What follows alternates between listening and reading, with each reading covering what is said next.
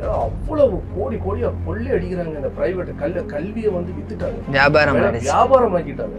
அது மாதிரி மதுவை ஊற்றி கொடுத்து கொடுத்து கொடுத்து எத்தனை பலிங்க. ஒரு நம்ம இப்போ பேசிட்டு இருக்கிற இந்த டைம்ல வந்து எத்தனை பசங்க எல்லாமே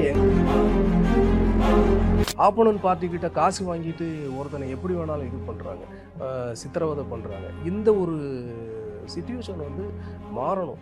இதோ ஒரு ஈவிரக்கம் இல்லாம ஒரு மனிதாபிமானமற்ற ஒரு உயிரை வந்து அரசியல் தொழில் பண்ணுறாங்க. கரெக்டாக இதுக்கு அடுத்ததுன்றது அவங்களே ஃபிக்ஸ் பண்ணிட்டாங்க. இப்போ இவருக்கு அடுத்தது யார் முதலமைச்சராக இந்த தமிழ்நாட்டுக்கு வரணும் அப்படின்றத ஃபிக்ஸ் பண்ணி ஒரு ஸ்கெட்ச் போட்டு அரசியல் நடத்துகிறாங்க. தமிழ்நாட்டோட சாபம், தமிழ்நாட்டு மக்களோட சாபம்.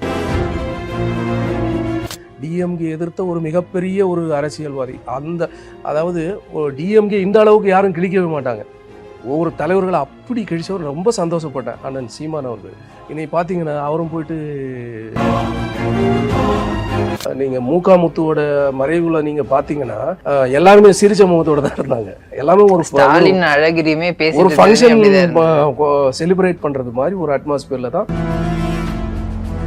சீமான் அவர்கள் வந்து இத்தனை வருஷம் எனக்கு தெரிஞ்சு ஒரு 10 வருஷம் 15 வருஷம் அரசியல் பயணத்தில் இன்னைக்கு ஒரு 3வது எதிர்கட்சி ஆலமரமாக விருட்சமாக வந்து வளர்ந்துருக்கிறார் அப்படின்னா அந்த விஜய் அவர்களாலையும் கன்ஃபார்மாக முடியும்.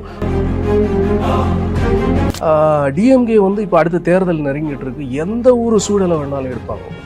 ஒரு தேர்தலுக்காக அவங்க என்ன பிளே வேணாலும் பண்ணுவாங்க. ஸோ அந்த பொலிட்டிக்கல் பிளே சொல்கிறேன். அப்போ இந்த விஜய் வந்து அந்த 3வது அணி வந்துடக்கூடாது அப்படின்றதுக்காக கூட இப்போ நாம் தமிழர் கட்சி ஐயோ இவங்களுக்கு வந்து இப்படி கமெண்ட்ஸ் போட்டிருக்கிறாங்க, இவங்களுக்கு வந்து இப்படி வந்து சொல்கிறாங்க அப்படின்றது மக்கள், சாதாரண மக்கள் அதை பார்த்து இது பண்ணுறாங்க. இதெல்லாம் யார் பண்ணுறதா நினைக்கிறீங்க? எனக்கு தெரிஞ்சு இவங்களுடைய ஐடி அவங்க தான். ஒரு பிரச்சனையை உருவாக்குறதும் அவங்க தான், அதை கான்ட்ரவர்சி பண்ணுறதும் அவங்க தான். எல்லாமே அவங்க ஃபிக்ஸ் பண்ணிடுறாங்க. இதுதான் இந்த தமிழ்நாட்டில் நடக்கணும்னு ஃபிக்ஸ் பண்ணிடுறாங்க.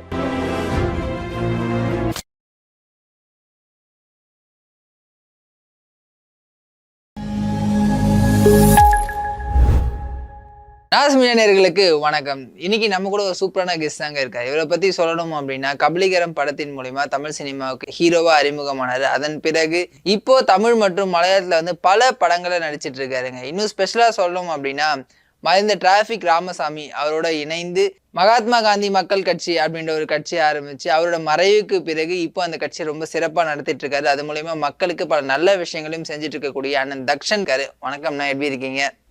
வணக்கம், எப்படி இருக்கீங்க? நல்லா இருக்கு. மதுவிலக்கு அப்படின்ற ஒரு விஷயத்த சொன்னீங்க. ஒவ்வொரு கட்சி தேர்தல் வாக்குறுதியாக வந்து எதாவது கொடுக்குறாங்க. இப்போ இருக்கிற கட்சி கூட அவங்களுடைய தேர்தல் வாக்குறுதியாக நாங்கள் வந்து மதுவிலக்கை கொண்டு வருவோம் அப்படின்னு தான் சொன்னாங்க. இதுக்கு முன்னாடி இந்த ஆட்சியும் அதை தான் சொன்னாங்க. இப்படி மாறி மாறி ஓட்டுக்காக இந்த ஒரு விஷயத்த வந்து பயன்படுத்துறாங்க. ஆனால் இதுக்கான தீர்வாக அவங்க வந்து எதுவுமே கொடுக்கல. நீங்கள் எப்படி பார்க்குறீங்க? இப்போ நவீன், அது வந்து தமிழ்நாட்டோட சாபம், தமிழ்நாட்டு மக்களோட சாபம் அப்படின்னு தான் நினைக்கிறேன். ஏன்னா அதை வந்து ஒரு ஆயுதமாக பயன்படுத்துகிறாங்களே தவிர, இப்போ டிஎம்கே நீங்கள் எடுத்து பார்த்தீங்கன்னா மொத்தம் மது ஃபேக்ட்ரி, லிக்கர் ஃபேக்ட்ரி அவங்க தான் வச்சுருக்குறாங்க, அவங்களே தான் நடத்துகிறாங்க. அப்போது நீ சாராயத்தையும் மதுவை ஊற்றி கொடுப்ப, நீ ஊற்றி கொடுத்துட்டு நீ மக்களை வந்து விலைக்கு வாங்கி ஓட்டு வாங்கி தான் நீ வந்து ஆட்சி நடத்துகிற. இப்போது அதை பாருங்களேன், அந்த பாரம்பரியம் பாருங்கள். ஐயா கருணாநிதி, அதுக்கடுத்து ஐயா ஸ்டாலின் அவர்கள், இப்போ அதுக்கடுத்து பாருங்க அப்படி லைனாக பாருங்க 1 2 3 அப்படின்னு வர்றாங்க பாருங்க. அப்போ அவங்க என்ன பண்ணுறாங்கன்னா அரசியல் பிஸ்னஸ் பண்ணுறாங்க, அரசியல் தொழில் பண்ணுறாங்க. கரெக்டாக இதுக்கு அடுத்ததுன்றது அவங்களே ஃபிக்ஸ் பண்ணிட்டாங்க. இப்போ இவருக்கு அடுத்தது யார் முதலமைச்சராக இந்த தமிழ்நாட்டுக்கு வரணும் அப்படின்றத ஃபிக்ஸ் பண்ணி ஒரு ஸ்கெட்ச் போட்டு அரசியல் நடத்துகிறாங்க தமிழ்நாட்டில். அப்போ இங்கே வந்து அவங்களே வந்து ஃபேக்ட்ரியை திறந்து வச்சுருக்குறாங்க. இப்போ எங்களோட 3 கொள்கை வந்து இலவச கல்வி. இலவச கல்வினா மொத்த பிரைவேட் காலேஜ் ஸ்கூல்ஸ் யாரும் வச்சுருக்காங்க. நீங்கள் ஒரு கணக்கெடுங்க, மொத்தமாக டிஎம்கேக்காரன் தான் அதிகமாக வச்சுருப்பாங்க. அதில் இருக்கிற மினிஸ்டர், எம்எல்ஏ, எம்பி எல்லாம் பார்த்தீங்கன்னா அவங்க தான் வச்சுருப்பாங்க. மது ஃபேக்ட்ரி யார் வச்சுருக்குறாங்க உங்களுக்கே தெரியும், அது எக்ஸ்பிளைன் பண்ணணும் அவசியம் கிடையாது. ஸோ அப்போது இது எல்லாமே வந்து பைண்ட் வித் ஒரு குடும்பம் கையில் தான் இருக்கிறப்போ இது நம்மளால் எந்த அளவுக்கு அதை சாதிக்க முடியுன்றது ரொம்ப கஷ்டம். ஏன்னா நிறைய பேர் அண்ணன் சீமான் அவர்கள் டிஎம்கே எதிர்த்த ஒரு மிகப்பெரிய ஒரு அரசியல்வாதி. அதாவது டிஎம்கே இந்த அளவுக்கு யாரும் கிழிக்கவே மாட்டாங்க. ஒவ்வொரு தலைவர்களை அப்படி கிழிச்சவர். ரொம்ப சந்தோஷப்பட்டேன் அண்ணன் சீமான் அவர்கள். இன்னைக்கு பார்த்தீங்கன்னா அவரும் போயிட்டு முதலமைச்சர் ஏதோ ஒரு ரீசனுக்காக, அதாவது மூகா முத்து அவர்கள் மறைவுக்கு வந்து ஒரு இரங்கல் தெரிவிக்கிற மாதிரி போயிட்டு மீட் பண்ணுறாங்க. அது வந்து ஒரு உண்மையாக வந்து ஒரு ஆறுதல் சொல்கிறது மாதிரி. ஏன்னா நீங்கள் மூகா முத்துவோட மறைவில் நீங்கள் பார்த்தீங்கன்னா எல்லாருமே சிரிச்ச முகத்தோட தான் இருந்தாங்க. எல்லாமே ஒரு ஒரு ஃபங்க்ஷன் செலிப்ரேட் பண்ணுறது மாதிரி ஒரு அட்மாஸ்பியரில் தான் எல்லாருமே இருந்தாங்க. அப்போது அது ஒரு பெரிய இழப்பு அந்த குடும்பத்துக்கு கிடையாது. அப்போது இவர் ஏன் வந்து அதை வந்து ஒரு பெரிய இழப்பாக கருதி ஒரு ஆறுதல் சொல்கிற அளவுக்கு போகணுன்ற ஒரு கொஸ்டின் நீங்கள் கேள்வி வருது. இன்னொன்று வந்து பார்த்தீங்கன்னா இப்போது அவர் மூகா முத்து அவர்கள் இறந்தார் அப்படின்னா அவருடைய வீட்டில் போய் ஆறுதல் சொல்லலாம், அவருடைய ஃபேமிலிக்கு ஆறுதல் சொல்லலாம். ஹவு ரிலேட்டட் வித் சிஎம் இல்லையா? அப்போ வந்து இது வேற என்னமோ ஒரு பிளான் பண்ணி இது அதுக்குண்டான ஒரு தொடக்கம். எனக்கு தோன்றது வந்து எப்படின்னா, இப்போது தமிழ்நாட்டில் வந்து வலுப்பெற்ற ஒரு 3வது அணியாக வந்து என்டிகே இருக்குது, நாம் தமிழர் கட்சி இருக்குது. ஒரு வலுப்பெற்ற ஒரு 3வது அணியாக வர்றதுக்கு உண்டான சாத்தியக்கூறுகள் இருக்குது. அதே இடத்துக்கு வந்து போட்டியாக வந்து இன்னொரு கட்சி வருது, ஒரு விஜய் கட்சி வருது, தமிழக வெற்றி கழகம். ஸோ அப்போது டிஎம்கே வந்து இப்போ அடுத்த தேர்தல் நெருங்கிட்டு இருக்கு. எந்த ஒரு சூழலை வேணாலும் எடுப்பாங்க அவங்க. ஒரு தேர்தலுக்காக அவங்க என்ன பிளே வேணாலும் பண்ணுவாங்க. ஸோ அந்த பொலிட்டிக்கல் பிளே சொல்கிறேன். அப்போ இந்த விஜய் வந்து அந்த 3வது அணி வந்துடக்கூடாது அப்படின்றதுக்காக கூட இப்போ நாம் தமிழர் கட்சி அண்ணன் சீமான் அவர்களை கூட கேட்ச் பண்ணுறதுக்கு உண்டான ஒரு மெத்தேடு கூட பண்ணலாமோ அப்படின்னு எனக்கு தோணுது. ஸோ இப்படிப்பட்ட ஒரு அரசியல் சூழலில் வந்து எல்லாருமே வந்து விலைக்கு வாங்குறாங்க. நான் சொல்கிறது இப்போ அண்ணன் சீமான் அவர்கள் கூட டிஎம்கே எதிர்த்தாரு, சரி ஒரு மாற்றம் வரும் போல இருக்குது, இப்போ ஒரு 3வது அணி வந்து இவர் வராரு, அடுத்து 2வது அணி எதிர்கட்சியாக வந்துடுவார், ஒரு பெரிய ஒரு மாற்றம் வரும். ஏன்னா அவருடைய கொள்கைகளும் வந்து ஒரு இப்போ நாங்கள் எங்கள் கட்சி என்ன கொள்கைகள் எதிர்பார்த்தோமோ அதே கொள்கையை தான் அவரும் வைக்கிறார். ரொம்ப சந்தோஷப்பட்டோம். ஆனால் அவரையும் விலைக்கு வாங்குறது மாதிரி ஒரு சூழல் இப்போது வருது. ஏன்னா அது அப்படி தான் நம்ம பார்க்க முடியுது. அப்போது அங்கேயும் நம்ம தோற்று போயிட்டோம். ஸோ அப்போ இந்த ஃபேமிலி கண்ட்ரோலில் எல்லாமே வர்றப்போ நம்மளால் இதை வந்து ஜெயிக்க முடியுமான்றது கொஸ்டின் மார்க். இல்லைண்ணா, ஒரு சந்திப்பை மட்டுமே வச்சு வந்து அந்த மாதிரி ஒரு முடிவுக்கு வர முடியுமா? நம்ம மேபி ஒரு ஆறுதல் சொல்கிறதுக்காக கூட அவர் போயிருக்கலாம் இல்லை? ஏன்னா டிஎம்கே தொடர்ந்து அட்டாக் பண்ணுறது வந்து சீமானவர்கள் தான். எந்த இஷ்யூவாக இருந்தாலும் முதல்ல அவர்கிட்ட தான் அறிக்கை வரும், முதல்ல அவரோட ப்ரெஸ் மீட் தான் வரும். அப்படி இருக்கக்கூடிய சூழ்நிலையில் இந்த ஒரு விஷயம் வந்து அப்படி பார்க்கலாமா இந்த ஒரு விஷயத்தை? இல்லை, எனக்கு தோன்றது வந்து அவருக்கு நிறைய வழக்குகள் அவர் மேலே இருக்குது. நடவடிக்கைக்கு இப்போ ஒரு அம்மா அந்த இப்போ விஜயலட்சுமி நடிகை வந்து புகார் கொடுத்தாங்க. அது கூட ரொம்ப கான்ட்ரவர்சியாக போயிட்டுருக்கு. இவர் தரப்பில் இருந்து இப்போ ஒரு செட்டில்மெண்ட்டு காம்ப்ரமைஸ் மாதிரி பேசுகிறாங்க. பட் அவங்க ஒத்துக்கலை, அவங்க வந்து அதை ஃபேஸ் பண்ணுவேன்றாங்க. ஸோ இந்த வழக்குகளுக்கு பயந்து கூட ஒரு சரண்டர்ன்ற ஒரு ஸ்டேஜுக்கு கூட போயிருக்கலாம் அப்படின்றலாம் வந்து யோசிக்க தோணுது. அவ்வளோதான். இது எல்லாமே வந்து வருங்காலங்களில் தான் இது நம்மளுக்கு தெரியும். ஒவ்வொருத்தங்க அபிப்பிராயத்தை சொல்கிறது மாதிரி நான் எனக்கு தோணுனதை சொல்கிறேன். ஆனால் வருங்காலங்கள் தான் இது உண்மையாக பொய்யான்றது நிர்ணயிக்கும். எலெக்ஷன் நெருங்க பல மாற்றங்கள் ஏற்படும்ன்ற மாதிரி சொல்கிறீங்க. இது மாதிரி நீங்கள் சொன்ன அந்த இலவச கல்வி அப்படின்ற ஒரு முழக்கத்தை வந்து விஜய் அவர்களும் முன் வச்சிருந்தார். எல்லாருக்கும் சமமான ஒரு கல்வி கிடைக்கணும் அப்படின்றது. அவரோட அரசியலை எப்படி பார்க்குறீங்க? இன்றைக்கி இருக்கக்கூடிய இந்த 2 பெரிய கட்சிகளுக்கு விஜய் வந்து எந்த அளவுக்கு வந்து ஒரு ஃபைட்டாக இருப்பார்னு நினைக்கிறீங்க? நான் ஒரு விஷயம் சிம்பிளாக அதை சொல்லிடுறேன். அதாவது எங்களுடைய மகாத்மா காந்தி மக்கள் கட்சியில் கொஞ்சம் ஆட்கள் இருக்கிறாங்க. இப்பயும் தலைவர் செயல்படலைன்னாலும் கட்சி செயல்படாமல் இருந்தால் கூட எங்களுக்கு அதுதான் கட்சி அப்படின்றதுக்காக கொஞ்சம் ஆட்கள் இருக்கிறாங்க, நிர்வாகிகள் இருக்கிறாங்க இப்பயும். ஸோ அந்த நிர்வாகிகள் எல்லாமே என்னை ரொம்ப ஃபோர்ஸ் பண்ணுறாங்க. இப்போது நம்ம விஜய் கட்சியில் இணைச்சிருவோம், விஜய் கட்சியோட சேர்ந்து நம்ம நிற்போம்னா அப்படின்ட்டு என்கிட்ட நிறைய பேர் சொல்கிறாங்க. அப்படின்னா ஏதோ ஒரு சம்திங் நடக்குது இல்லையா? இப்போது வேறு எந்த கட்சிகள்லையும் நம்ம போய் இணைஞ்சு பணியாற்றுவோம் அப்படின்னு இதுவரைக்கும் எந்த நிர்வாகிகளோ அதில் இருக்கிற தம்பிங்க யாருமே சொல்லலை. இப்போ நிறைய பேர் என்கிட்ட சொல்கிறாங்க. அப்படின்னா சம்திங் அவங்க ஏதோ ஒரு வித்தியாசமாக பண்ணுறாங்க. அவங்க முன்னெடுத்து வைக்கிற கொள்கைகளும் நம்மளுக்கு ரொம்ப மேட்சாக இருக்குது. நீங்கள் சொன்ன எல்லா விஷயத்தையும் அவருமே சொல்லியிருக்காரு. எஸ், அதனால தான் இந்த கேள்வி நான் கேட்குறேன். கூட்டணிக்கான வாய்ப்புகள் இருக்கா, இல்லை நீங்கள் சொல்கிற மாதிரி அந்த கட்சி இணைப்பதற்கான வாய்ப்புகள் எதுவும் இருக்கா? இல்லை, அது நாங்கள் பேசிகிட்டு இருக்கிறோம். பட் ஆனால் நான் சொல்கிறது எல்லா இளைஞர்கள் மத்தியில் ஒரு நல்ல ஈர்ப்பு இருக்குது. அவர் சொன்னது படி அந்த கருத்துக்கள் முன் வச்சு அதில் இருந்து பின்வாங்காமல் அதை முன்னெடுத்து போனார் அப்படின்னா கண்டிப்பாக எங்களுக்கு ரொம்ப மகிழ்ச்சி தான். ஒரு காலகட்டத்தில் நாங்கள் எங்கள் நிர்வாகிகள் கூட கலந்து ஆலோசித்து அதை நம்ம முடிவு பண்ணுவோம். ஏன்னா வந்து ஒரு பக்கம் டிஎம்கே, இன்னொரு பக்கம் ஏடிஎம்கே, நடுவில் வந்து விஜய் அவர்கள் தனியாக நிற்கிற அப்படின்ற மாதிரியான ஒரு விஷயத்தை சொல்லிக்கிறேன். பிஜேபியோட கூட்டணி கிடையாது அப்படின்ற ஒரு விஷயத்தையும் வந்து சொல்லிட்டேன். டிஎம்கேவோட கண்டிப்பாக அது நடக்க போகிறது கிடையாது. இந்த 2 ஜாம்பவான்களை எதிர்த்து விஜயால எந்த அளவுக்கு அரசியல் பண்ண முடியும்னு நினைக்கிறீங்க? சீமான் அவர்கள், விஜய் அவர்கள் 2 பேரையும் நீங்கள் கம்பேர் பண்ணிங்கன்னா,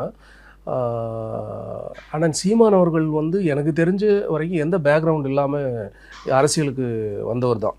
ரொம்ப பெரிய பேக்ரவுண்ட் எல்லாம் அவருக்கு கிடையாது. படிப்படியாக கட்சியை வளர்ச்சி தான் இன்னைக்கு வந்து அவர் இந்த அளவுக்கு வந்து இருக்காரு. ஒரு ஒரு ஸ்டேஜில் அவர் வந்திருக்கார். அப்படி பார்க்குறப்போ விஜய் அவர்கள் ஏற்கனவே ஒரு பயங்கரமான ஒரு பேக்ரவுண்ட் அவருக்கு இருக்குது, ஒரு செட்டப் இருக்குது. ஸோ அந்த சீமான் அவர்களால் தமிழ்நாட்டில் வந்து ஒரு 3வது அணியாக வர முடிஞ்சது அப்படின்னா கண்டிப்பாக இவராலையும் வந்து 100% பாசிபிள் இருக்குது. ஆனால் கூட்டணி இல்லாமல் நிற்கிறது, ஏன்னா இது வரைக்கும் நம்ம வரலாறை பார்த்து இருக்கும்போது டிஎம்கே வந்து கூட்டணி இல்லாமல் வென்றதே கிடையாது. ஏடிஎம்கே வந்து ஒரு முறை நின்று இருக்காங்க, அதுவும் சின்ன சின்ன கட்சிகளோட சேர்ந்துருக்காங்க. இப்போ விஜய் தலைமையிலான ஒரு கூட்டணி தான் அமைப்போம், விஜய் தான் முதல்வர் வேட்பாளர் அப்படின்ற ஒரு முடிவில் தாவேக்க ரொம்ப ஸ்ட்ராங்காக இருக்காங்க. விஜயை நம்பி எந்த கட்சி வரும்னு நினைக்கிறீங்க? ஏன்னா ஆல்ரெடி 2 பக்கம் கூட்டணி ஓரளவுக்கு முடிவாயிடுச்சு. காங்கிரஸ், விசிகா, இந்த ஒரு டிஎம்கே பக்கமாக, இன்னும் ஒரு சில பாமக, தேமுதிக போன்ற கட்சிகள்லாம் வந்து இன்னும் எந்த பக்கம் போகிறதுன்னு தெரியாத ஒரு சூழலில் இருக்கும் போது இவங்கெல்லாம் விஜயோடைய கட்சிக்கு கூட்டணிக்கு வரதுக்கான வாய்ப்புகள் இருக்காங்க. இல்லை, அது அரசியல் பொறுத்த வரைக்கும் நம்ம எதுவுமே வந்து 100% இதுவாக சொல்ல முடியாது. கடைசி நேரங்களில் கூட மாறும். ஒரு சில கூட்டணிகள் வந்து வேறு கட்சிகளில் போயிட்டு அங்கேருந்து மற்ற கட்சிங்களுக்கு வந்துடுறாங்க. அது நம்ம சொல்ல முடியாது.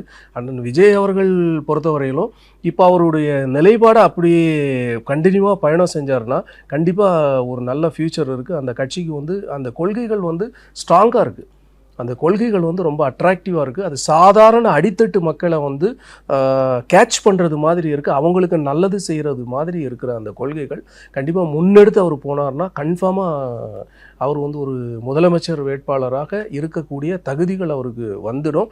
வரும் காலங்களில் வந்து 1-2 தேர்தல்கள் அவர் தனியாக சந்தித்தார்னா கன்ஃபார்மாக அண்ணன் சீமான் அவர்கள் வந்து இத்தனை வருஷம், ஒரு எனக்கு தெரிஞ்சு ஒரு 10 வருஷம் 15 வருஷம் அரசியல் பயணத்தில் இன்றைக்கி ஒரு 3வது எதிர்கட்சி ஆலமரமாக விருட்சமாக வந்து வளர்ந்துருக்கிறார் அப்படின்னா அண்ணன் விஜய் அவர்களாலையும் கன்ஃபார்மாக முடியும். அந்த அளவு டைம் வேண்டாம், இவருக்கு வந்து ரொம்ப சுருங்கின டைம் போதும் அப்படின்னு நினைக்கிறேன். ஆல்ரெடி வந்து ஒரு மிகப்பெரிய ஒரு ஃபேன் பேஸ் இருக்கு, ஃபேன் பேஜ் ப்ளஸ் வந்து அவருக்கு எனக்குமே அவரை ரொம்ப பிடிக்கும். ஸோ எல்லாமே, அதாவது 90s சரி 2002Kயும் சரி எல்லாருமே வந்து அட்ராக்டிவான ஒரு பெரிய ஹீரோ. ஸோ அவர் அந்த சினிமாவில் அவர் முன்னெடுத்து வைக்கிற ஒரு சில கண்டென்ட், அந்த தலைவா நிறைய படங்கள் நீங்கள் பார்த்தீங்கன்னா அதில் கத்தியில் வந்து விவசாயத்தை பற்றி பேசுகிறேன். ரொம்ப இப்போ நான் அந்த கத்தி படம் ரிலீஸ் ஆனப்போ வந்து என்னுடைய ஃபேமிலியாக போய் பார்த்தோம். அந்த படம் ரிலீஸ் ஆகிறதுக்கு ஒரு 2 வருஷம் முன்னாடி ஒரு ஆர்டிக்கிள் ஒன்று நான் எழுதினேன். அதாவது இலவச கல்வி, இலவச மருத்துவம், அனைவருக்கும் சமநீதி அப்படின்னு ஒரு ஆர்டிக்கிள் எழுதினேன். அந்த ஆர்டிக்கிள் பார்த்தீங்கன்னா எந்த பத்திரிகைக்காரும் போடல. எதுவுமே ஐயோ இது என்னங்க நீங்கள் கவர்மெண்ட்டுக்கு அகைன்ஸ்டாக போடுறீங்க அப்படின்ட்டு நான் போட மாட்டேன் அப்படின்ட்டு ஒரே ஒரு தினகரன் மட்டும் போட்டாங்கன்னு நினைக்கிறேன். ஸோ அந்த ஆர்டிக்கிள் கூட என்கிட்ட இருக்குது. ஸோ அந்த கத்தி படத்தை நான் போய் பார்க்குறேன், அப்படியே அந்த 3 விஷயத்தை அப்படியே புட்டு வைக்கிறாருன்னு அப்படியே புல்லரிச்சு போச்சு. நான் நினச்சேன் என்கிட்ட இருந்து காப்பி அடிச்சிட்டாங்களோ அந்த டீமு அப்படின்னு நினைக்கிற அளவுக்கு பல விஷயங்கள் அவர் அந்த முன்னெடுத்து வைக்கிறாரு. அப்போது ஒரு ஹீரோ பொறுத்த வரைக்கும் அவர் என்ன கேரக்டரில் நடிக்கிறார், அந்த கேரக்டரை வச்சு தான் அந்த ஹீரோவை வந்து ஒரு சாயலாக தான் பார்க்குறாங்க, மக்கள் பார்க்குறாங்க, எல்லாருமே பார்க்குறோம். அதுபடி அவர் உண்மையாக இருந்தார் அப்படின்னா கன்ஃபார்மாக அவருக்கு வந்து வெற்றி இருக்குது.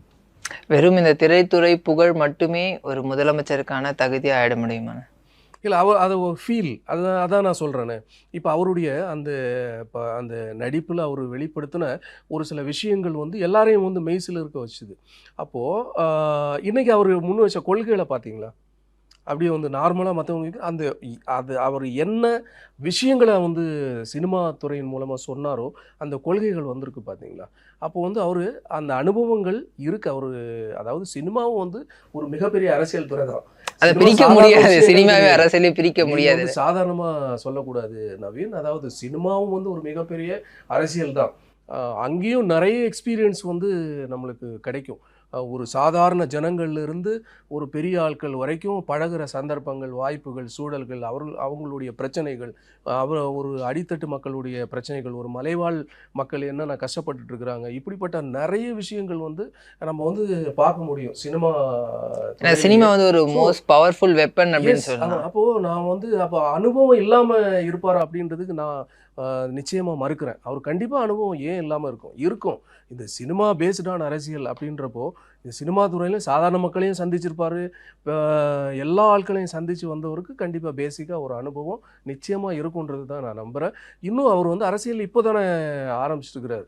இன்னும் வரும் காலங்களில் வந்து அவருடைய கொள்கைகளில் வந்து அவர் உறுதியாக இருந்து ஒரு கரெக்டான அரசியலை முன்னிறுத்தி அவர் வந்து கொஞ்சம் களத்தில் வந்து போராடினார் அப்படின்னா கண்டிப்பாக அவருக்கு வந்து ஒரு முதல்வராகக்கூடிய தகுதி நிச்சயமாக இந்த தமிழ்நாட்டில் இருக்குன்றது தான் என்னுடைய ஆணித்தரமான கருத்து. ஏன்னா விஜய் அவர்களை பற்றி பேசும்போது விஜயகாந்த் அவர்கள் நிறைய பேர் கம்பேர் பண்ணுறாங்க. கேப்டன் அவர்களை வந்து நாங்கள் இழந்துட்டோம், அந்த மாதிரி நாங்கள் விஜய் அவர்களை இழக்க மாட்டோம். ஏன்னா வந்து கேப்டன் வந்து எங்களுக்கு என்னெல்லாம் நல்லது பண்ணணும்னு நினைச்சாரோ அந்த கொள்கையில் வந்து விஜய் அவர்கள் பேசுறாரு அப்படின்ற ஒரு இந்த கம்பேரிசன் எப்படி நான் பார்க்குறீங்க? விஜயகாந்த் அவர்களையும் விஜய் அவர்களையும் அந்த கம்பேர் பண்ணுற விஷயங்கள் எப்படி பார்க்குறீங்க? இல்லை, அது உண்மையாக தான் பண்ணுற, அது உண்மையிலே வந்து. ஆனால் விஜய் அவர்கள் இன்னும் கொஞ்சம் அரசியல் பயணம் செய்யணும். செஞ்சதுக்கு அப்புறம் தான் மக்களை சந்திக்கணும். அரசியல் பயணங்களுக்கு அப்புறம் தான் நம்ம அதை சொல்ல முடியும். கேப்டன் அவர்களுக்கு இணையாக சொல்ல முடியும். ஏன்னா கேப்டன் அவர்கள்ன்ற அது ஒரு மிகப்பெரிய சரித்திரம். ஏன்னா அவரை மாதிரி யாருமே வாழ முடியாது. அது ரொம்ப ஆணித்தரமாக சொல்ல முடியும். அவரை மாதிரி எந்த ஒரு தலைவர்களும் இருக்க முடியாது. அந்த ஒரு திமிரு, அந்த ஒரு கெத்து, அந்த ஒரு தைரியம், கம்பீரம், அது யாருக்குமே வராது. சினிமா அரசியலில் ரஜினிகாந்த் ஐயா வந்து சூப்பர் ஸ்டார். ஆனால் அந்த உண்மையிலே ரியலாக சூப்பர் ஸ்டார் யார் சொல்லுங்க? நான் சொல்கிறது விஜயகாந்த் அவர்களை தான் சொல்லுவேன். அவர் தான் சூப்பர் ஸ்டார். அந்த திமிரு, அதாவது ஒரு கர்ஜிக்கிற ஒரு பெண் சிங்கம் வந்து அம்மையார் எப்படி எதிர்த்து நின்னார் பாருங்க. அது சட்டமன்றத்தில் எவ்வளோ இதுவாக கான்ட்ரவர்சியாக ஃபைட் பண்ணார். ஆனால் அது எல்லாரும் அப்போ வந்து ரொம்ப கிரிட்டிசைஸ் பண்ணாங்க அவரை. ரொம்ப மீடியாக்கள் வந்து கிரிட்டிசைஸ் பண்ணாலுமே இன்னைக்கு வந்து நம்ம அதை எப்படி பார்க்குறோன்னா ஒரு தைரியம், அந்த ஒரு தைரியம் துணிச்சல் இருக்குல்ல, அந்த அவர் அடைஞ்ச அந்த இடத்தையும் அவ்வளோ சீக்கிரமாக ஒரு எதிர்கட்சி தலைவர்ன்ற ஒரு அந்தஸ்தை அவர் அடைஞ்சது அவ்வளோ சீக்கிரமாக யாரும் வந்து ஒரு ஷார்ட் டைமில் வந்து அரசியலை சாதிக்கவும் முடியும்னு நினைக்கிறீங்களா? கண்டிப்பாக முடியாது. ஸோ அப்போது கேப்டன் அவர்கள் வந்து ஒரு மிகப்பெரிய சரித்திரம்.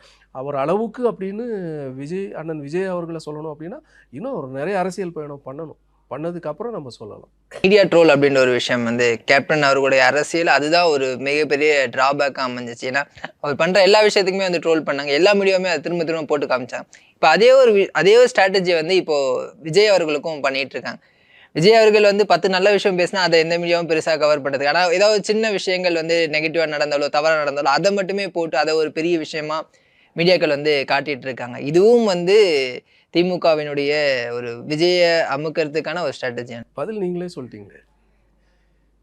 இப்போது நம்ம ஒரு விஷயம் நடக்குது.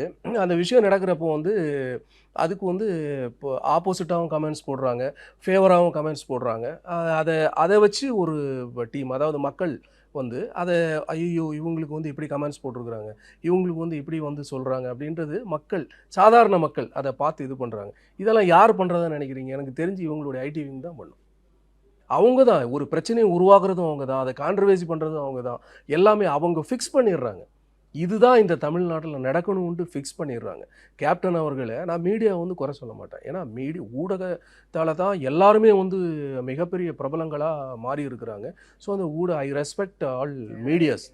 கண்டிப்பாக அதை வந்து குறை சொல்ல முடியாது. ஆனால் அந்த டைமில் வந்து இவருக்கு எதிர்கட்சி யார் வந்து ஆப்போனன்ட் பார்ட்டி, அவங்களுடைய சைடு இருந்த மீடியா தான் அவரை வந்து ஒரு காமெடியாக ஒரு மாதிரி ஒரு இதுவாக வந்து சித்தரிச்சிட்டாங்க. அப்படி தான் என்னால் சொல்ல முடியும். செய்யும் அதே மீடியா தான் இப்பயும் வந்து, அதாவது அரசியலில் யாரும் ஒரு செகண்டு தேர்டில் வந்து வரக்கூடாது. ஏடிஎம்கே டிஎம்கே ரெண்டு கட்சியை தாண்டி இன்னொரு கட்சி வளரக்கூடாது. மாற்றி சண்டை போட்டு நீ அரசியல் செஞ்சுட்டு இந்த தமிழ்நாட்டு மக்களை அப்படியே ஒரு கவர் பண்ணி அப்படி வச்சுட்டு நீ போயிட்டே இருக்கணும்.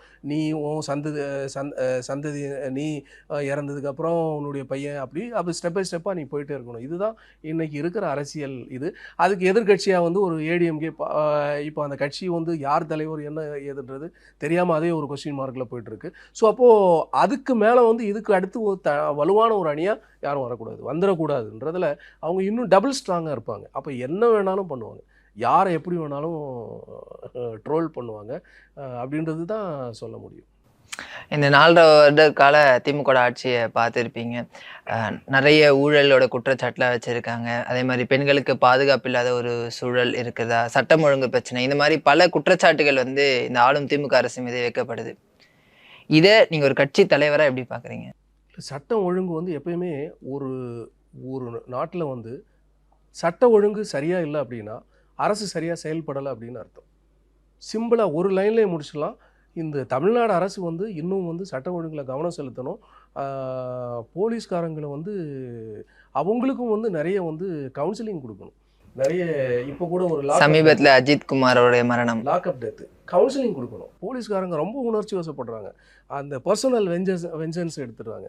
ஆப்போனன்ட் பார்ட்டிக்கிட்ட காசு வாங்கிட்டு ஒருத்தனை எப்படி வேணாலும் இது பண்ணுறாங்க, சித்திரவதை பண்ணுறாங்க. இந்த ஒரு சிச்சுவேஷன் வந்து மாறணும். இதோ ஒரு ஈவிரக்கம் இல்லாமல் ஒரு மனிதாபிமானமற்ற ஒரு உயிரை வந்து கொண்டு வந்து சாவடிக்கிறாங்க அப்படின்னா அந்த போலீஸ் டிபார்ட்மெண்ட் மேலேயே பயம் வரும் பப்ளிக்கு. ஏன்னா ஒரு இடையில வந்து கொஞ்சம் நல்லா இருந்தது, சரி போலீஸ்காரங்கள் காவல்துறை உங்கள் நண்பன் அப்படின்னு நினைக்கிற அளவுக்கு வந்தது. திரும்பியும் அவங்க வந்து அந்த பேரை வந்து ரிப்பேர் பண்ணுறாங்க. நான் இப்போ ஒட்டுமொத்த போலீஸ் அதிகாரிகளையும் சொல்லலை. அதாவது காவல்துறை இல்லைன்னா நம்ம நிம்மதியாக தூங்க முடியாது. அவங்க தான் ஈக்குவல் டு காடு மாதிரி நாட்டை பாதுகாக்கிறவங்க. ஆனால் அதுலேயும் வந்து ஒரு சில கருப்பாடுங்க, ஒரு சில அவங்க பேரை களங்கப்படுத்துறதுக்கு உண்டான ஒரு சில அதிகாரிங்க, இவங்களுக்கெல்லாம் கவுன்சிலிங் கொடுக்கணும். அவங்களுக்கு நிறைய மென்டல் டிப்ரெஷனால் அப்படி பண்ணுறாங்களா அப்படின்றது தெரியாது. ஸோ அப்போது அது சட்டம் ஒழுங்கு வந்து பாதுகாக்க வேண்டியது யாருன்னா அரசோட கடமை, முதலமைச்சருடைய துறை. அப்போ முதலமைச்சர் வந்து இதுக்குண்டான நடவடிக்கைகள் எடுக்கணும். போலீஸ்காரங்களுக்கெல்லாம் நீங்கள் அவங்க ஒரு கவுன்சிலிங் கொடுக்குறது, அது மாதிரி எந்த இடத்துலையும் ஒரு அசம்பாவிதம் நடந்துடக்கூடாது. நடந்தால் அது உடனே இமீடியட்டான நடவடிக்கைகள், இதெல்லாம் வந்து அது முதலமைச்சரே நேரடியாக பார்வையிட்டு செய்யக்கூடிய ஒரு சில செயல்கள். அதையும் தாண்டி அது நடக்குது அப்படின்னா அரசு தான் அதுக்கு வந்து பொறுப்பேற்க வேண்டும். கவனக்குறைவு தான் அதுக்கு காரணம் முற்றிலும். ஏன்னா முதலமைச்சர் தான் அந்த காவல்துறையை கண்ட்ரோலில் வச்சிருக்காரு. அவரோட துறையிலே இந்த மாதிரி ஒரு விஷயம் நடக்கும்போது மக்களுக்கு வந்து என்ன முதலமைச்சர் துறையே இப்படி நடக்கணும் போது அந்த மாதிரியான ஒரு ஃபீல் வந்துடுதுன்னு, அது வந்து அவர் கவனம் செலுத்தணும் அப்படின்ற மாதிரி நீங்க வந்து சொல்லியிருந்தீங்க. இன்னும் எந்தெந்த துறையில இந்த திமுக அரசு இன்னும் கொஞ்ச நாள் தான் இருக்கு ஆட்சி முடிய போறதுக்கு, இந்தந்த விஷயங்கள்லாம் சரி பண்ணா இன்னும் மக்களுக்கு இதெல்லாம் நல்லதா அமையும்னு நினைக்கிற விஷயங்கள்லாம் என்னென்ன? இல்லை, நான் சொல்கிறது வந்து 3 பாயிண்ட்டு. இவங்களுடைய சாராய ஃபேக்ட்ரி எல்லாத்தையும் க்ளோஸ் பண்ணிட்டானா ரொம்ப சந்தோஷப்படுவேன். இவங்களுடைய ஸ்கூல்ஸ் எல்லாம், அதாவது ப்ரைவேட் ஸ்கூல் எல்லாமே ரெகுலரைசைஸ் பண்ணி கவர்மெண்ட் அண்டர்டேக்கிங்கில் வரணுங்க. ஏன்னா அவ்வளவு கோடியாக கொள்ளை அடிக்கிறாங்க. இந்த ப்ரைவேட் கல்வியை வந்து வித்துட்டாங்க, வியாபாரமாக்கிட்டாங்க. அது மாதிரி மதுவை ஊற்றி கொடுத்து எத்தனை பலிங்க. ஒரு நம்ம இப்போ பேசிகிட்டு இருக்கிற இந்த டைமில் வந்து எத்தனை பசங்க, எல்லாமே யங்ஸ்டர்ஸ் பசங்க வீட்டில் ரொம்ப கஷ்டப்பட்டு இந்த பிள்ளைங்களுக்கு ஒரு பைக் வாங்கி கொடுக்குறாங்க. ஏன்னா இப்போ முன்னாடி மாதிரியெல்லாம் கிடையாது. இப்போது எல்லாருமே நல்லா சம்பாதிக்கிறாங்க. அப்போது பசங்களை நல்லா வளர்த்துறாங்க. ஒரு சாதாரண ஒரு மேஸ்திரி வேலை செய்யக்கூடிய ஒரு குடும்பத்தில் கூட அவங்க அப்பா வந்து ஒரு பிள்ளைக்கு வந்து ஒரு பைக் வாங்கி கொடுத்துட்றாரு. அப்போது இவங்க என்னன்னா சின்ன வயசுலேயே வந்து இந்த பசங்க ரொம்ப கெட்டு போயிடுறாங்க. நிறைய போதை பழக்கங்கள் அது இதுன்னு நிறைய இப்போ கெட்டு போயிடுறாங்க. அவனுக்கு ஏதாவது ஒன்று ஆயிடுச்சுன்னா அந்த குடும்பத்தோட நிலைமையை அந்த இளைஞன் வந்து யோசிக்கிறதே கிடையாது. ஏன்னா நான் தான் அந்த குடும்பத்தை காப்பாற்றணும், எங்கள் அப்பா அம்மா என்னைய வந்து எவ்வளோ கஷ்டப்பட்டு ஒவ்வொரு நாள் லைஃப்பில் வாழ்க்கையில் எவ்வளோ போராடி வந்து என்னை வளர்த்துறாரு. அப்படிப்பட்ட எங்கள் அப்பா அம்மாவுக்கு நான் தான் வந்து ஒரு பெரிய ஒரு நல்ல எதிர்காலத்தை அவங்களுக்கு அமைச்சு கொடுக்கணும், அவங்கள நல்ல கண்ணும் கருத்துமாக பார்க்கணுன்றது நிறைய இளைஞர்களில் இப்போ இல்லை. அது ஏன் அப்படின்னா இந்த மது கலாச்சாரம், இதுதான் இந்த போதைப் பொருள் கலாச்சாரம், இந்த ரெண்டால தான். இது ரெண்டையும் வந்து அரசே முன்னு நடத்துதுன்னா எவ்வளோ கேவலமாக சொல்லுவோம். ஏன்னா இந்த போதைப் பொருள் அப்படின்ற ஒரு விஷயம் வந்து இன்னைக்கு எல்லாருக்கிட்டுமே ஈஸியாக கிடைக்குது. ஸ்கூல் பசங்கள்லேருந்து காலேஜ் பசங்க ரொம்ப ஈஸியாக கிடைக்கிற மாதிரி சூழல்லாம் இப்போ இருக்குன்ற மாதிரி நிறைய பேர் குற்றம் சாட்டுறாங்க இந்த அரசு. அதுக்கு அரசு என்ன பண்ணணும்னு நினைக்கிறீங்க? இந்த மாதிரியான விஷயங்கள் பண்ணால் இதெல்லாம் வந்து கண்ட்ரோல் பண்ணலாம் அப்படின்ற மாதிரி வந்து, அதாவது இப்போ போதைப் பொருள் விற்கிறவனுக்கு தண்டனை இங்கே இருக்குது. ஒரு ஸ்ட்ராங்கான தண்டனை இருக்குது. நீங்கள் போதைப் பொருள் இப்போது சமீபத்தில் வந்து ஆக்டர் ஸ்ரீகாந்த் அண்ணன் அவர்கள் ரொம்ப எனக்கு பழக்கம். நல்ல நல்ல மனுஷன். 2-3 வாட்டி மீட் பண்ணியிருக்கிறேன். நல்ல ஆட்கள். ஆனால் நிறைய பேர் அந்த சினிமா வட்டாரத்தில் அதை பற்றி சொல்கிறாங்கன்னா, ஃபேமிலியில் நிறைய பிரச்சனை. அதனால் ரொம்ப மனசு கஷ்டப்பட்டு சங்கடப்பட்டு அவர் அந்த போதை பொருளுக்கு கொக்கைன்ற ஒரு போதைப் பொருளுக்கு அடிமை இப்படியெல்லாம் மாட்டிட்டார் அப்படின்னு சொல்கிறாங்க. ஆனால் நான் நினைக்கிறது வந்து ஸோ இந்த போதைப் பொருளை வந்து விற்கிறவனுக்கு வந்து ஸ்ட்ராங்காக இருக்குது. இன்றைக்கி சட்டத்தில் வந்து தண்டனைக்கு ஸ்ட்ராங்கான இடம் இருக்குது. இதை உபயோகப்படுத்துகிறவனுக்கும் தண்டனை கொடுக்கணும் என்னையை பொறுத்த வரைக்கும். யார் யார் வந்து இப்போ சிகரெட்டு பிடிக்கக்கூடாது அப்படின்னு சொல்கிறாங்க. ஆனால் கொஞ்ச நாள் அதை ரொம்ப ஸ்ட்ராங்காக இம்ப்ளிமெண்ட் பண்ணுறாங்க. அதுக்கு அடுத்தது ஃப்ரீயாக விட்டுடுறாங்க. அப்போ நடு ரோட்டில் சிகரெட் பிடிச்சிட்டு நடக்கிறான். நீ சிகரெட் பிடிச்சா உனக்கு வந்து தண்டனை அவ்வளோதான். ஸ்பாட்லேயே வந்து உனக்கு தண்டனை வழங்கப்படும் அப்படின்னா யாராவது பயந்து வந்து அதை இது பண்ணுவாங்களா? அதை உபயோகிப்பாங்களா? இது ஒரு விஷயம் வருது. அதே மாதிரி ஹெல்மெட் வந்து போட்டு தான் நீ சாலையில் பயணம் பண்ணணும் அப்படின்ட்டு கவர்மெண்ட் சொல்லுது. அதை ரொம்ப ஸ்ட்ராங்காக வந்து காவல்துறை அதிகாரிகள் செயல்படுறப்போ நீங்கள் எங்கே பார்த்தாலும் ஹெல்மெட் இல்லாமல் ஒரு நபரை கூட நீங்கள் பார்க்க முடியாது. ஆனால் கொஞ்ச நாளில் அதை அப்படி ஃப்ரீயாக விட்டுறாங்க. அரசுக்கு அவங்க நினச்ச வருமானம் சேர்ந்த உடனே அதை லூஸில் விட்டுறாங்க. அப்போது திரும்பியும் பழையது மாதிரி வந்து வருது. அப்போ நான் என்ன சொல்கிறேன்னா, ஒரு சட்டம் வந்து கொண்டு வந்தானா அந்த சட்டம் வந்து அதை ரெகுலரைஸாக அதை அப்படி ரெகுலராக அப்படி கண்டினியூ பண்ணால் கண்டிப்பாக வந்து இது வந்து தடுக்கப்படும். அதாவது போதைப்பொருள் வந்து பயன்படுத்துபவனையும் அதை கொடுக்குறவனை 2 பேரையும் வந்து கைது செய்யணும். நீங்கள் அப்படி கைது செஞ்சால் இப்போ அப்படி தான் இப்போ பண்ணியிருக்கிறாங்க. இது ஒரு பெரிய ஒரு செலிபிரிட்டியாக இல்லாமல் ஒரு சாதாரண இப்போ எல்லா ஸ்கூல்லையும் இப்போ கஞ்சா. நீங்கள் நிறைய கவர்மெண்ட் ஸ்கூலில் ப்ரைவேட் ஸ்கூலில் வரைக்கும் கஞ்சா கலாச்சாரம். சின்ன சின்ன பசங்க நம்ப மாட்டீங்க, 10ஆம் கிளாஸ் 11ஆம் கிளாஸ் 12ஆம் கிளாஸ் பசங்கள்லாம் கஞ்சா அடிக்கிறாங்க. இதெல்லாம் நம்ம கை கஞ்சா எப்படி போகுதுண்ணே ஃபஸ்ட்டு அதை தான் சொல்கிறேன். அது வந்து அதுக்கு தான் அது தமிழக அரசு அவங்களுடைய காவல்துறை இவங்கெல்லாம் என்ன பண்ணுறாங்க இதிலெல்லாம் ரொம்ப உடனே இம்மீடியட்டாக வந்து அதுக்குண்டான நடவடிக்கைகள் எடுத்து ஏன்னா இந்த நிலைமை அப்படியே போயிட்டு இருந்தால் கூடிய சீக்கிரத்தில் ரொம்ப தமிழ்நாடு வந்து ஒரு மோசமான மாநிலத்தில் ஒரு மாநிலமாக இது மாறுமோன்ற அச்சம் கூட எனக்கு இருக்குது. ஏன்னா இப்போ தான் இந்த கஞ்சா கலாச்சாரம் இப்போ ரொம்ப வேகமாக பரவிட்டு இருக்கு. நிறைய சின்ன சின்ன ஸ்கூல் பிள்ளைங்க கஞ்சா சாப்பிட்றாங்கன்னா நம்பவே முடியல. நாங்கள்லாம் அந்த கஞ்சா எப்படி இருக்கும்னு இது வரைக்கும் பார்த்ததே கிடையாது. நீங்கள் நிறைய பேரை நீங்கள் கேட்டு பாருங்கள் கஞ்சா எப்படி இருக்கும். ஆனால் இன்றைக்கி ஸ்கூல் பசங்க அவங்களுக்கு தெரியுது. அவங்க வாங்கி அதை உபயோகப்படுத்துனாலும் உடம்பெல்லாம் அப்படியே கொதிக்குது. கண்டிப்பாக அந்த போதைப் பொருளுக்கு ஒரு நடவடிக்கை கண்டிப்பாக கொண்டு வரணும். அந்த கலாச்சாரத்தை அடியோடு ஒழிக்கணும். தமிழ்நாட்டில் அந்த விஷயங்கள் கிடைக்கவே கூடாது. நான் ஒரு வாட்டி குஜராத் போயிருந்தேன். அங்கே ஒரு ஆட்டோ டிரைவர் வந்து எங்களை வந்து நானும் என்னுடைய ஃப்ரெண்டு ஒரு 2-3 பேர் ரயில்வே ஸ்டேஷனில் ட்ராப் பண்ணணும்.